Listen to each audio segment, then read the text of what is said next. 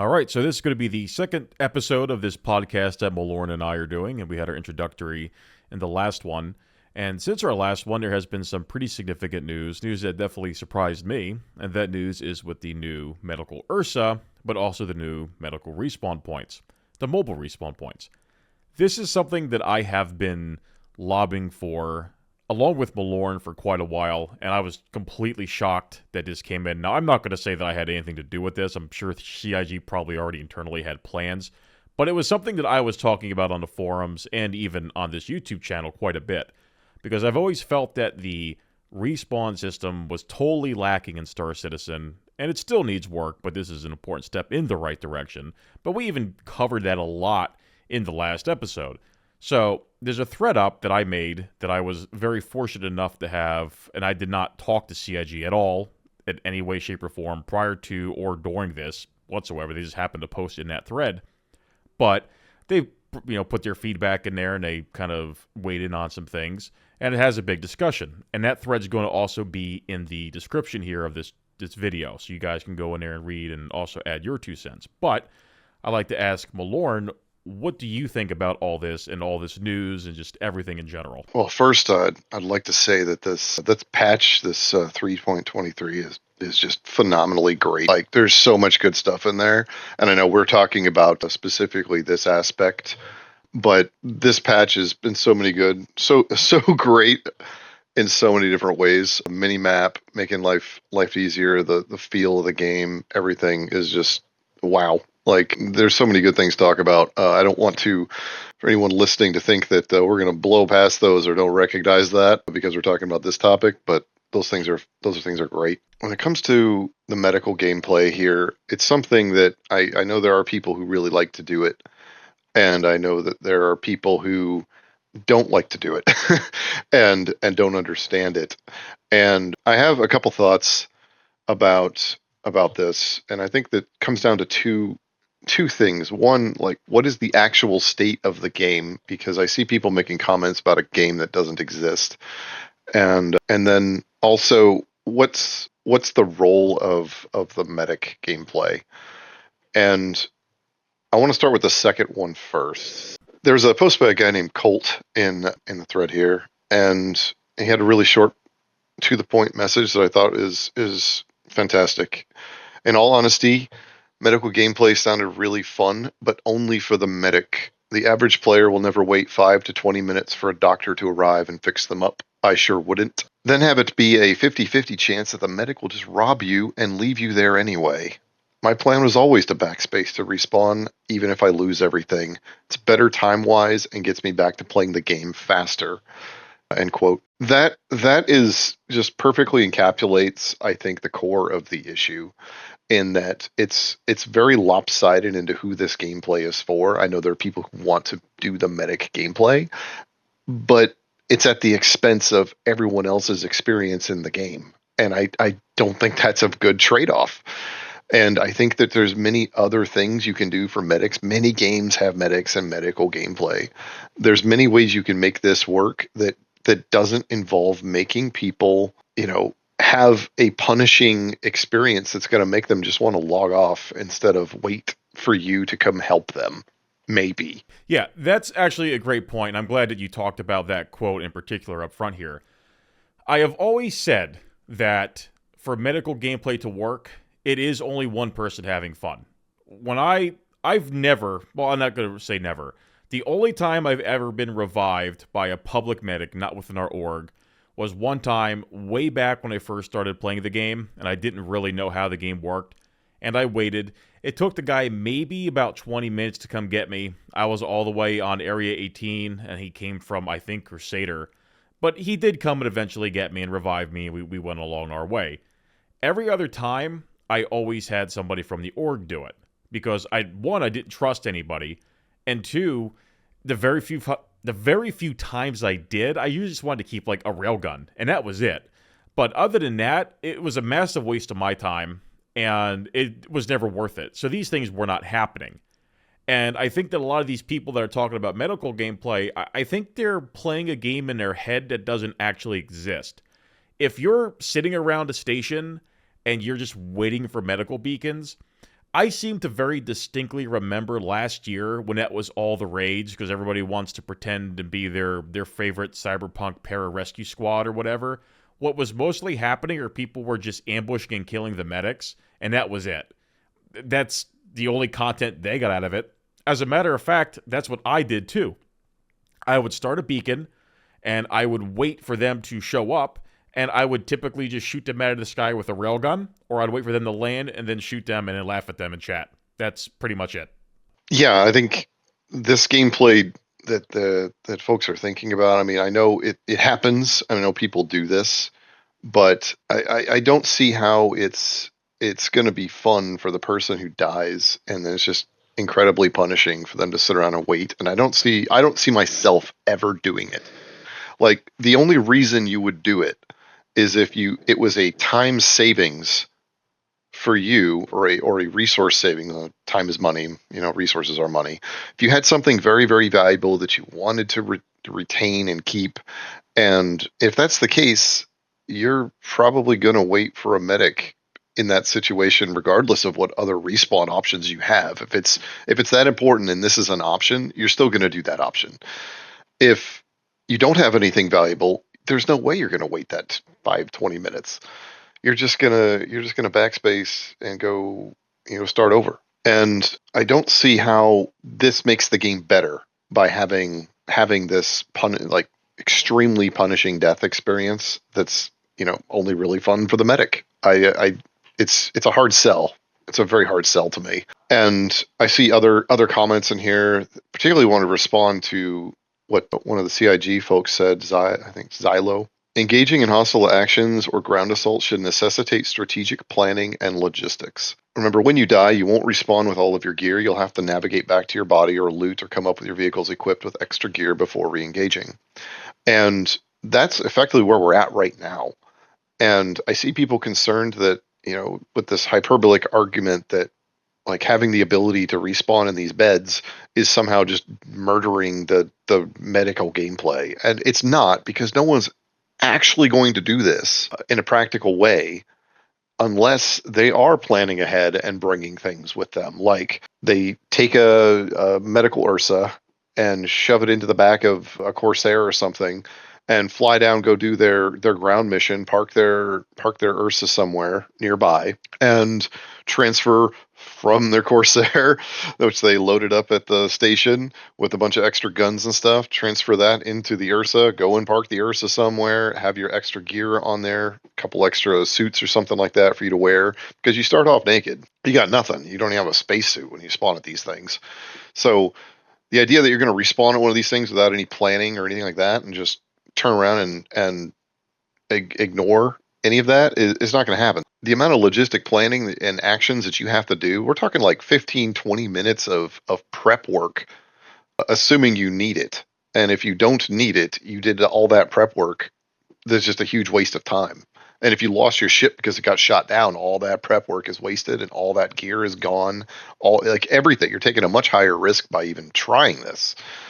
So the idea that you're just going to suddenly respawn in a bed and have everything with you, it doesn't exist. That's not the game. It's not going to make any difference. Hyperbolic arguments, whatever, is what a lot of people are doing here. And whenever you see something like that, I want to definitely touch on that. Logistics is a very important part of a game, in my opinion. It's what makes a game more fun. And it's what makes a game something more than just a deathmatch or something else. And a lot of people in this thread, actually the overwhelming majority of the people in that thread absolutely support this. But some of the more vocal dissenters are saying things like, let's ignore we talked enough about them devaluing medics, but they're talking about how it's going to, everybody's going to throw that thing into like a Corsair, or they're going to throw it into an A2, or they're going to bring something that's going to force multiply the power of the ship. And I would say no. And I'll tell you why I'm going to say no. The best case scenario here, and let's assume that you did bring planning, all right? But let's even ignore that.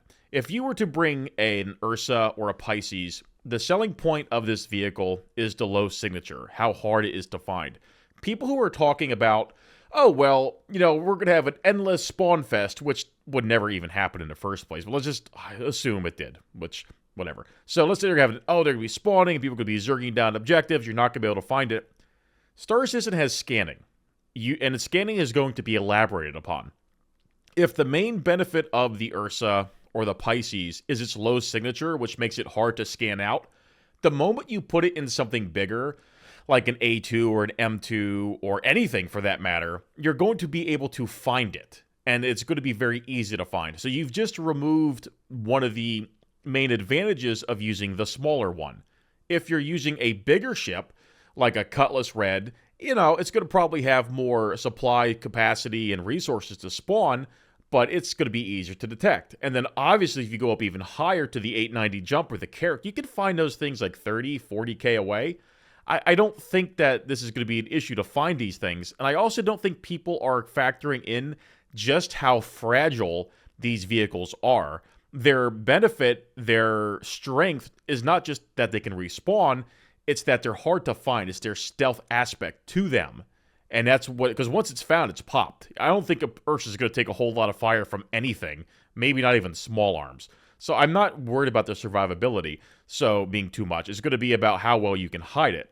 And to quickly segue into that, people are talking about the distance, the radius of which it spawns. Let me bring up the thread here. I'm going to go down to what Xylo said. Hold on, let me find it. So, he says, and I quote, "The respawn distances shared in the patch notes are the current values for 3.23.0, but you should anticipate that these will be adjusted as balance requires."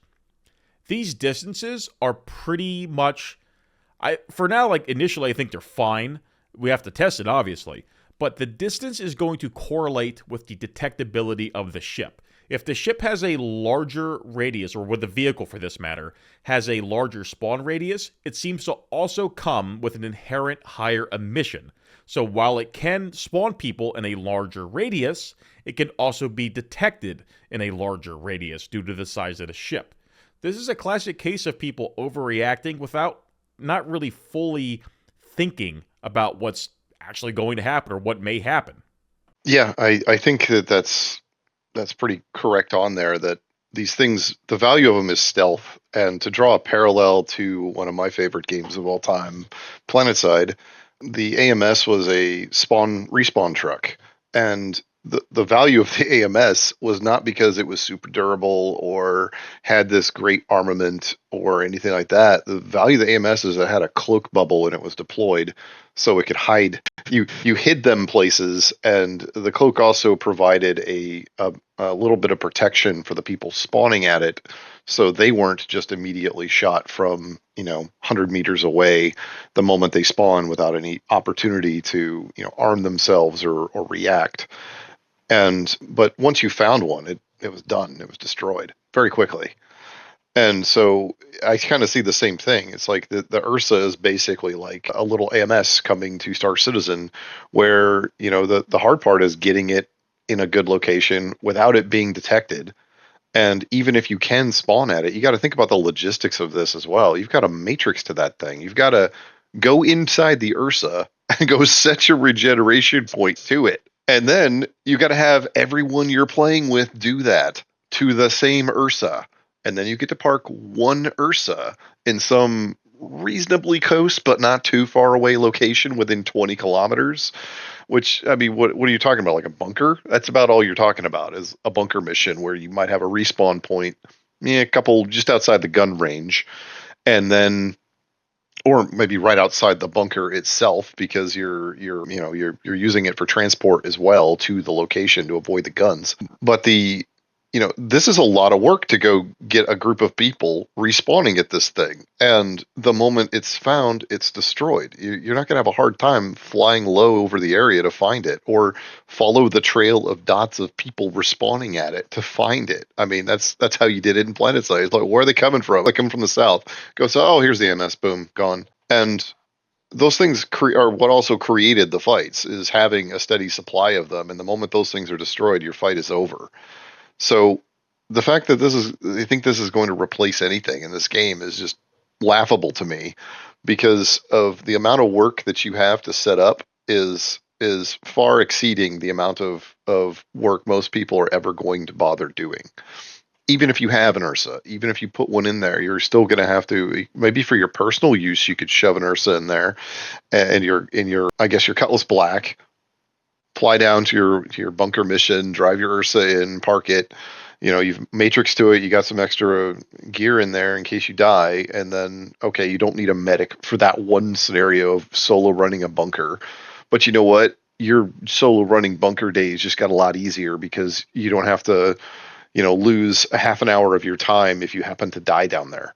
Time is the biggest complaint in that thread. I would not say complaint, but people are bringing up there's exuberation that people are looking at this and going, oh, I won't have my time wasted. It won't take me 15, 20 minutes to do this. Times are changing, and we talked about this a lot on the last episode, but people, despite what the very vocal minority on Spectrum are going to say, they don't want to waste their time. And this is still, even in its, let's say its current implementation when it's in, it's not going to cut down on the time drastically, but it's going to cut down on it enough that it makes things a lot more fun. I would say, I know for a fact there's going to be improvements. This is obviously a very, preliminary tier 0 implementation of it. You mentioned going and matrixing or setting your regeneration point or binding, and here I will just say binding from here on out. Binding to the Ursa. There's still the other problems of what's going to happen. And well, it's not just Ursa, any spawn point. But by binding to these spawn points, you still have other issues that are going to have to be addressed in the game, which I'm sure they will be. If you respawn at the Ursa or set your bind to the Ursa, you've just overwritten your spawn point at the station. And everybody here knows that stations are the best spawn points and the most convenient. So when you do die, or when the Ursa is destroyed, or when you're done with your session, you're going to find yourself back at your home planet, which kind of sucks. But that's going to be a problem too. You're also going to have to, again, take the time to do all that, and you're going to have to supply it. That's not an insignificant amount of time, and there are ways I would like to see that eventually addressed and things like that made more streamlined and easier.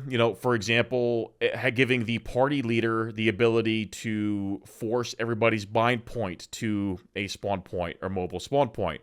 Having the mobile spawn point count as its own spawn point that's completely separate from your home spawn or your station spawn. That's another one. That way, if it does get destroyed or something bugs out, you're not ending up back on a planet having to ride trains just to go do the basic stuff in the game again. So that's another one. I would like to see, an easier way to load these things up. I'm all about filling them up. I'm all about resources. I'm all about these things even requiring like its own resource, like a juice, like, bio juice or something. Med supply, we'll just call it med supply.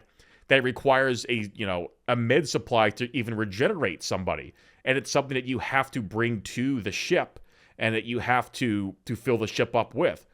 There's all these things I'm totally in favor of. And I think a lot of people, they hear Respawn Point and they automatically think Planetside 2, but they don't think Planetside 1. Both of us worked on Planetside 2, and Planetside 2 did a lot of things bad. So when you think of respawns, don't just think of Planetside. If you're old enough, think back to World War II Online or Planetside 1, which are two games that required you to have some sort of resource to spawn. Or think more recently to maybe Squad, which required you to have logistics and stuff run to a fob in order to facilitate a spawn.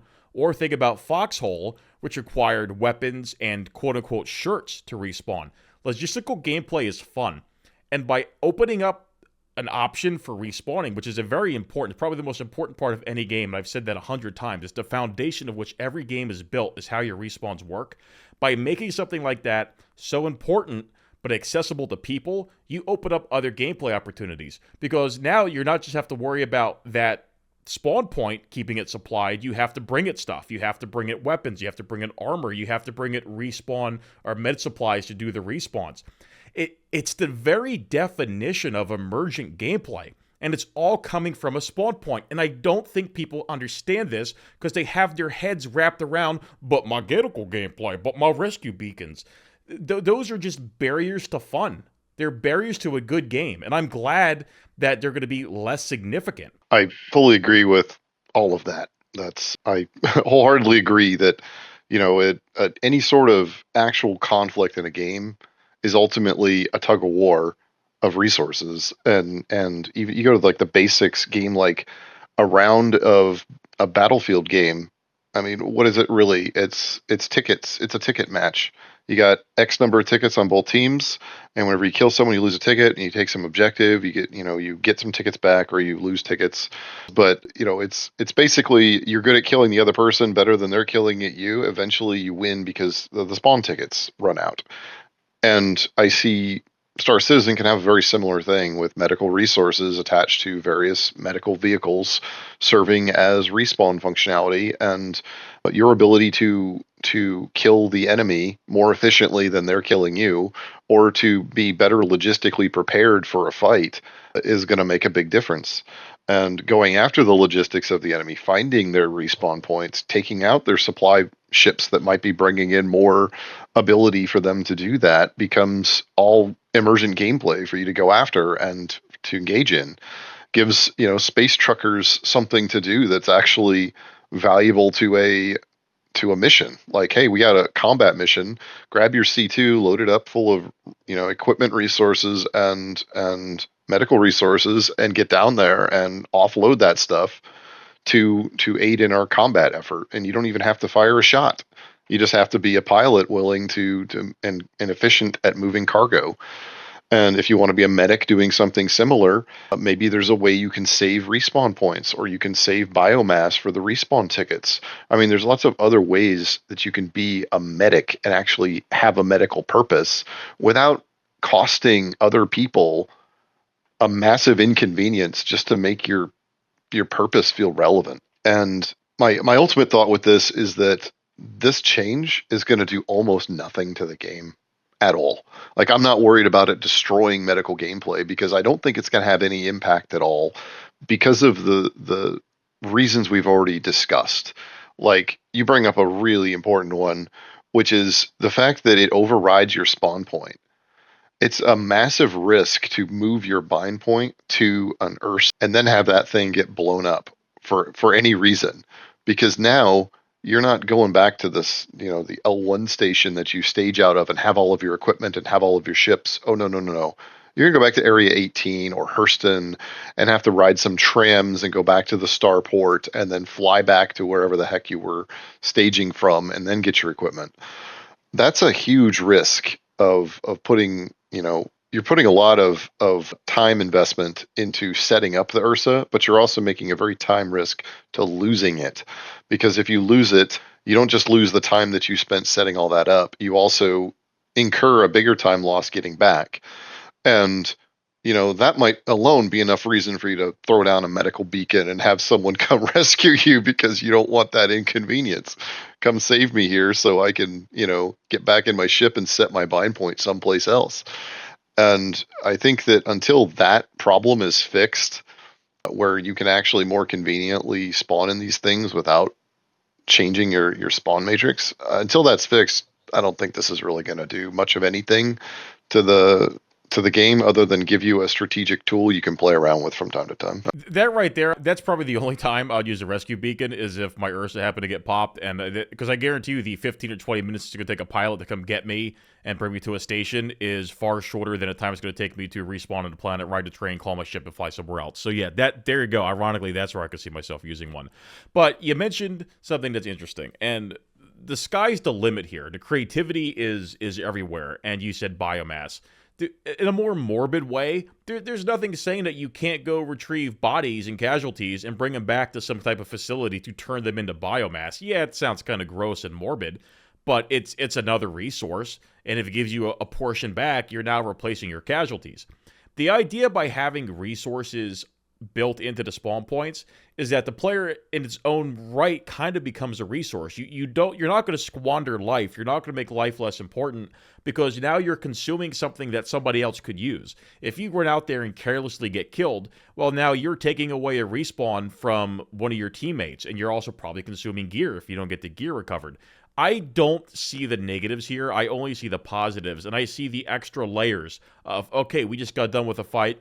Let's get these guys' bodies back to get their gear, and if it did exist, sillily enough, get their biomass, right? But there's all this stuff to go and do. There's so much more to it. And I just don't think anybody's really thinking about that. And you see a lot of this emotional, nonsensical thinking on the forums, Spectrum in particular, where they're going, oh, this is just dumbing everything down and this is arcading everything down. It's all just emotional nonsense. I cannot see any reason why anybody would dislike this feature because, like you said, and it's spot on, nobody is going to notice this. A very small portion of the player base is going to take advantage of this until it also becomes a more accessible feature, which I think it will. And one of those accessible features is the ability to load it up and supply it through menus or mobiGlass or stations like with our own personal hangars. Because, I'm not really looking forward to maybe going and loading each individual rifle by hand and each individual piece of armor by hand. And I know they talked about you can get the cargo thing and pay NPCs to do it. So that I would pay the extra to have them do it. But without those right now, when that comes out, guess what, buddy? You're loading each piece of armor, each piece of weapon, each piece of kit is going in there by hand. That's going to take a long time, and that would be also something that I would hope would eventually get addressed, because you do want the logistical limitation, but you don't want to make the logistics unfun. Logistics can be fun, but you don't want it to be tedious. And there's a difference. People love doing Logi in Foxhole. People love scrapping and turning it into things, producing it, and driving it to the front line. People will like doing stuff like that in this game too, I guarantee it. But it was intuitive. It was still work, but it was intuitive and it's fun work. The idea that I have to go and do each little individual thing bit by bit, it's a little off-putting. I mean, I would do it, because it's my only option to get a mobile spawn point out there. But it would get old pretty fast if even the point of loading wasn't made more streamlined and made more accessible. And that's, again, real quick, that's not a bad thing. Streamlined and accessible are not bad. We're not talking about mobile phone game dumbing down or Call of Duty nonsense. We're talking about you keep the core concept and the integrity of logistics and preparation and hard work, but you don't have to make the preparation and the hard work part tedious. I think tedious is a bad thing for anything, any game. It's a bad word. It's a pejorative, tedious. We don't want tedious, but we still want to have the effort, because effort is rewarding. It's why we go to the gym and go to work, right? Effort is rewarding. Yeah, I think that's pretty dead on there too. And while we were talking about harvesting biomass, I was just thinking, like, if we have 40K fans listening, this is basically what an apothecary does. They go and they harvest the gene seed from the fallen space marines because it's very valuable. And the similar concept, as morbid as it is that's something a medic can do. You can reclaim valuable resources from the fallen, and save the need to respawn by getting them back on their feet. But also, this is kind of gamey or whatever you want to call it. But I mean, the fundamental purpose of a medic in any modern shooter is that they can actually bring the dead back to life, and that's their specialty.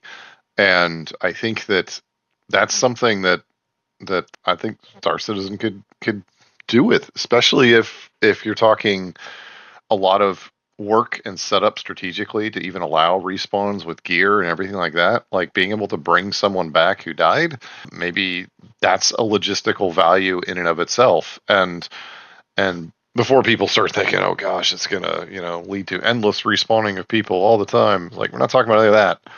Maybe the equipment to do this is specialized equipment, requires two hands or something. It's like you got to sacrifice your gun slot to be able to have this capability.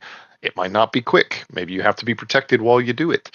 It might require some special medical goo that's you can't carry a whole lot of it. So there are a lot of ways to limit that sort of thing, but still enable it as a possibility. And I think there's a lot of ways you could balance that and add that level of depth to the game and give medics an actual medical purpose, which is, I want to be specialized in medical things. I'm going to have specialized medical equipment that most people aren't going to carry around. And we know you have the little med gun that a lot of people have, and you got the stim packs and whatnot. But that there could be way more types of equipment that medical people carry around, such as harvesting medical resources and bringing people back who are past that point of no return. No, I agree. And we are getting a different downstate. So we're getting a downstate, and that's, to me, signals a shift in that, yes, we're going to have ways to avoid fully, true death, right? We're going to be able to avoid true death in a lot of different ways. And medical armor has been teased, medical armor concepts have been shown, bigger medkits have been shown.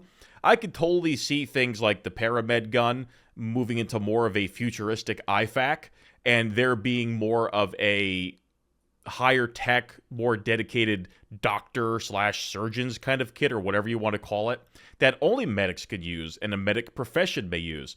Because they hinted at professions and armor that levels up and things like that. And I can see all this stuff in my mind. I don't know what's actually going to happen, and I'm totally just spitballing things out here. But I would say don't just restrict yourself to the limitations of reality, because you're in a game that is the future, and the future is that canvas to do whatever you think makes for a better game. And another thing, I see it all the time, and they talk about it. This is going to make death not matter. It's going to ruin Death of a Spaceman. Well, number one, you could make death matter without death mattering in time. Because time is very important. I say that. When time matters the most is when you're about to die in real life. Then you wish you had more time. When you're on your deathbed, you're not going to want to be laying there thinking to myself, man, I'm so glad I spent 30 minutes in quantum going to microtech for 4 years straight. Okay? That's not going to be a good use of your time. All right? But in Star Citizen, time is important. So we don't want to waste as much of it as possible. We want to actually have decent usage of our time, because time and travel is fun. And we talked about that. I don't want to get that into it again. But right now it's too punitive and it's too excessive. So yes, I'm all about saving time and getting myself back into the game. But another thing is Death of a Spaceman. You don't need time to be the main punishment in Death of a Spaceman. I don't think for a friggin' second that we're ever going to get the crazy original idea of Death of a Spaceman, or as I call it, Death of a Space Game, where you delete your character, you got to remake a new one and all that stuff. But I think that there are things that you can lose that are probably more impactful that you don't want to lose, that aren't as annoying as losing time, direct time, as in time and getting back into the game. You could lose stats, you could lose rep, you could lose money, you could have some sort of temporary disabilities that need to be cleared up, or there's so many other things other than the time being the core component, because I'm tired of time being the punishing component of a game that I'm playing. Time is not the answer. Losing something else is the answer, and I'm all about loss, and I'm all about that, and I think it should be important, because I think if something is valuable and is worth having, it has to be potentially lost, and you want to avoid that. But not time. Time is the one I don't want to get too much on. And you might think to yourself, oh, well, if you lost stats or rep or this or that, haven't you lost time? No, because the time I'm referring to is the time it takes me to get back to doing what I'm doing. That's the time I don't want to lose. I could go ahead and regain those other things or whatever it may be, or work harder. But the thing is, I'm having fun doing that. I'm not having fun flying back to my body 20 or 30 or even 10 or 15 minutes away just to get my stuff. That's the part that the game doesn't need. That doesn't need to be a core component of Death of a Spaceman. So no, I don't think that this has any true negative impact on Death of a Spaceman or any other. It doesn't make death any less meaningless. It just simply doesn't. Yeah, I think Death of the Spaceman is probably the worst design idea I have ever seen. And you put it very, very well with Death of a Space Game, because people don't want to play those games. People don't want to do that. Now, I'm sure there's some people listening and think, I would play that game. But yeah, largely speaking, people don't have time for that, and they're not going to put up with it, and they're just not going to play the game. And you're going to have a very small community, which won't generate much revenue, which will then be the death of your game, because it needs to have appeal. It has to have fun. It has to have people constantly coming back and playing it, logging in every day, being excited to play the game. You're not going to be excited to go spend most of your time getting back to where you were, or just trying to pick up where you left off. Like that's time that is just garbage, and it's unnecessary time waste. And I really liked what you said there about, different penalties for death. And when you said stat loss, I was thinking of something like World of Warcraft, where if you res at the spirit healer, you get res sickness. it's conceivable to me that if you wanted to provide some incentive to not, respawn in a medical bed as your first instinct, provide a trade-off for doing it. Like one trade-off is resources and logistics. Yeah, you lose the spawn ticket or whatever if you do that. You lose your gear. You have to go back and get the gear. But other effects could be like, well, you just stepped out of a regeneration vat or whatever it is that reconstituted your body.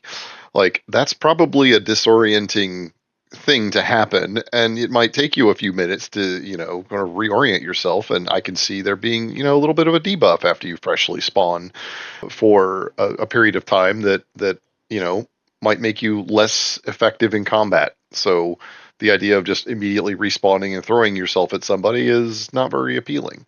But there's many solutions to these kind of problems that people are kind of imagining in their head are going to be these catastrophic problems with the game. Like, oh god, you're going to have zerging. Like, there's so many ways to solve these problems that they're not being very creative when they think about them. And they're certainly not really thinking through what it takes for this process to actually manifest into that problem that they're thinking. And this sort of takes us full circle back to the whole, this is going to destroy the game and this is going to destroy the medical gameplay. And it's like, there's no medical gameplay really of meaning in the game currently. And I think if anything, this opens the door for more medical gameplay options that aren't punishing to people, but rather actually engaging and providing value as a service to people, that they're going to want people doing these things because strategically it's valuable or economically it's valuable. And not just, oh, I'm going to get a terrible time penalty and have to go do a bunch of crap, so I better sit around and wait 20 minutes. Or let me go walk my dog while I wait for someone to respond to my beacon. I mean, that you're basically encouraging people to not play your game when you have mechanics like that. That's just not fun, and people aren't going to play that game. You mentioned zerging, and I want to go back to that because, as time continues, people are going to bring that up. And most people's reference is Planetside 2. And lucky for you, the viewers, you're talking to two people who are very important in Planetside 2, and I'm going to say that. But there were solutions to these problems, and Maloran said it. There are solutions to keeping zerging under control, and it will always be the logistical footprint. And that is something you're going to hear people talk about this. As time goes on, they're going to imagine scenarios where there are hundreds and hundreds of people that are respawning and foot zerging across Turtson. It's not going to happen in Star Citizen, at least not yet anyway. Hey, me personally, I wish it would happen, but I know it's not going to happen. But the servers aren't going to support it. It's going to take time to get meshing and all that. But let's just hypothetically, let's go down this road and let's say that would have existed. And let's say that does exist, all right? Now, the solution to that is to always have something that is required for the respawn. Now, I only want to touch on this very briefly because we did go over it a little bit, but Maloran, I want to specifically ask you, why do you think people have this concern from Planetside 2, and why do they think it's going to be an issue in Star Citizen? Well, the zerging aspect in Planetside 2 was largely about just becoming overwhelmed, like having no ability to fight back at something and no motivation to really fight back, which kind of exacerbates the problem. When you have like a zerg arrives, just your basic definition of zerg is basically just a large group of people, but more specifically, it's referring often to situations where you're mismatched in population, where one side might have 200 people and the other side has 30, and you're getting zerged, basically, that it doesn't matter how many of these people that you kill, they're just going to keep coming. And that was what I would say is fundamentally the problem with zerging. If you want to get into solutions of zerging, I could probably talk for days on that. Yes, and the solution is one that we talked about. I want to say it one more time because I'm telling you, trust me, it's going to come up. The solution is a spawn resource. That's what none of those games that you're experienced with had. So you have to have that spawn resource, and you're not going to have zerging. So I want to see where this goes. I want to see how we end up using it. The usage I see for these vehicles or all the new spawn points is most likely going to be individuals using them for bunkers. And the other use I'm going to see for these things are organizations using them at like Jump Town and Ghost Hollow And I think that's where you're going to see most of them. I don't think everybody's day-to-day gameplay is going to be impacted by it at all, really. I don't think it's going to happen. I simply don't. Yeah, I think a spawn resource, and I would say very generically, resource very loosely defined, because you can talk about tickets, you could talk about an actual supply that is required, but you can also talk about rate of spawn and accessibility of spawn. There's a lot of different ways to go about that. Time of respawn, like, it doesn't necessarily have to be instantaneous. There were a lot of ideas thrown around for Planetside about how to balance out situations like, okay, you've got 60 versus 30. Well, maybe the 30 respawn faster than the 60. Maybe the 60 have a much longer respawn time, and or it's less rewarding for them whenever they achieve, their victories, and make it more rewarding to be the underdog, and kind of there's the motivational aspect as well, that why does a Zerg form in the first place? It's because it's easier to achieve your goal when you're just going to steamroll the enemy. And, by having something where, well, if you have more enemies against you, you get better rewards, like scaling the rewards to motivate people to take the risk and to try to actually overcome it, makes for a much more satisfying thing. And touching back with that just a little bit with Death of the Spaceman, which is also the fundamentals to Death of a Spaceman was difficulty and making a game hard and making it feel hard. And I think that the problem with that whole design was that it was assuming that penalty of death makes something hard, and it really doesn't. You can make things hard in a lot of ways and make them a lot more challenging without kicking someone in the balls if they die. You can make it hard by like, hey, you're outnumbered 5-1. That's a pretty hard situation. Overcoming that makes for a very great story. You tell your buddies like, oh man, we were outnumbered 10-1 at this place, but we held out in our bunker and we got this great victory. And how did you do it? Well, we beat them by, we ran them out. They ran out of bodies. They couldn't throw them at us anymore because we ran out their spawn tickets. And we had our buddy up in the sky, in his saber, taking out their resupply efforts, knocking out their transport ships, bringing in their resupply, and then they just couldn't fight anymore. There's ways you can have this. You can actually turn it into a fun experience and motivate people to actually try to fight the Zerg and reward them for fighting the Zerg and give them tools to defeat the Zerg by having these sort of resource systems. So I absolutely agree that a spawn resource is ultimately the solution to the problem, and that can be in the form of more people makes the cost go up. Fewer people gives you a faster respawn. If you die less frequently, rewarded by having a much faster respawn. If you die a bunch of times, maybe you start accruing, a res sickness type debuff that's like, hey man, you keep dying and respawning here and it's not working for you. So your body, your psyche just can't handle this. So you're going to have to take a break or go somewhere else or spawn someplace else and come back. Something like that kind of puts a damper on it and puts the brakes on and gives you an ability to fight back.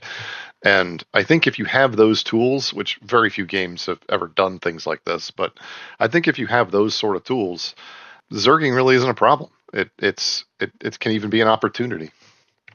And I think that I think we've said pretty much everything needs to be said on this issue. I know we would talk about other things in 3.23, but we're going to save that for another video because we could be here for a long time. But this is, in my opinion, the biggest change to Star Citizen. I know everybody's talking about master modes and everything else, but this is more important than master modes. This is bigger than master modes. This is probably the absolute biggest change the game has ever had. It's that important. And people just I don't think a lot of people realize it yet, but they will. And I only hope that, and I know they will, but that they reiterate on it more, they continue to evolve it and put some more stuff in it. And the only thing I would like to see changed about it, like I said it was a bit earlier, is I want to see the respawn get worked a bit more so that I don't overwrite my main spawn point whenever I end up using it. And I would also like a couple more respawn options, like, just the nearest generic spawn option, so like a station and all that. And then I would also like to have an option to make these ships easier to load up, the supplies easier to load up, less less tedious. The effort's fine and the cost is fine, but I'd like to see it streamlined and be a bit more elegant to actually load these things. And I think we probably will see that with the personal hangers. So yeah, in summary, more spawn options in general, not just mobile spawns, and just some more quality of life changes for just loading things up. Other than that, I'm pretty happy. I'm excited. I haven't been this excited for Star Citizen in a very, very long time. I would just add that I think the Earth medevac is the most important vehicle they have added to the game to date. I think it is that important to creating sustained engagement and fun. But in its current state, it's just the baby step. It's the first step to something much greater. And I'm hoping that this change in this vehicle is a sign of the devs kind of realizing that they have a problem of a very punishing experience that needs to be much more fun and fast and just keep people engaged with the game. And this is fundamental to that and creating the fun experiences that we want to see in the game. And that's why I agree this is probably the most important change, but I really hope it's just the baby step and the first step to many more things, like fixing that overwrite problem, making it easier for your squad or your friends to bind to your vehicle. Just removing the tedium. Like, you got your buddies that want to do this, make it easy for them to do it. Loading up, getting the gear. Yeah, it's like definitely even just putting it in your vehicle and flying it somewhere. That's effort. That's a lot of effort. That is strategic planning. That is logistical work that is required. Just the question is how much work is required to make it practical. And I think it's not very practical in a current state. But I think some of those tools that you mentioned, like the loading in the hangars and equipment loadouts and things like that, I would love to see equipment being a generic resource that you can kind of fabricate different types of gear depending on what the place is, just to take some of the tedium out of things, but not take the logistics out of things, just the tedium.